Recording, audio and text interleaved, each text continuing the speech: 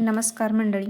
आज आपण बनवणार आहोत झटपट होणारी आणि अतिशय चविष्ट अशी मटकीची सुकी भाजी, तेही फक्त 10 मिनिटामध्ये. ही भाजी डब्यासाठी आणि प्रवासासाठी उत्तम पर्याय आहे. त्यासाठी मी एक कांदा, टोमॅटो आणि कोथिंबीर बारीक कट करून घेतले आहे. मोड आलेली मटकी घेतलेली आहे. गॅसवरती कढई छान अशी तापत ठेवलेली आहे. कढई छान अशी तापली की त्यामध्ये आपण 2 चमचे तेल घालणार आहोत. तेल छान असं कडक तापून देणार आहोत. तेल तापले की त्यामध्ये आपण जिरे, मोहरी आणि कढीपत्त्याची फोडणी देणार आहोत आणि त्यामध्ये आपण कांदा घालून छान असं लालसर होईपर्यंत भाजून घेणार आहोत. कांदा असं लालसर भाजला की त्यामध्ये आपण टोमॅटो घालून छान असं परतून घेणार आहोत.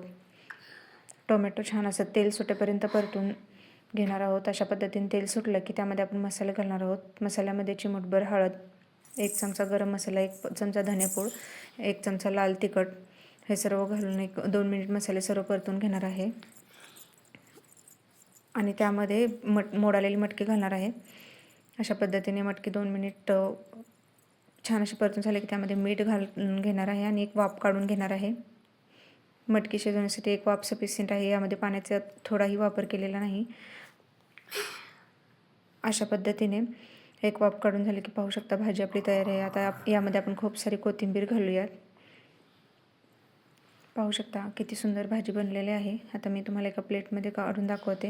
रेसिपी आवडली तर नक्कीच चॅनलला शेअर आणि सबस्क्राईब करा. धन्यवाद.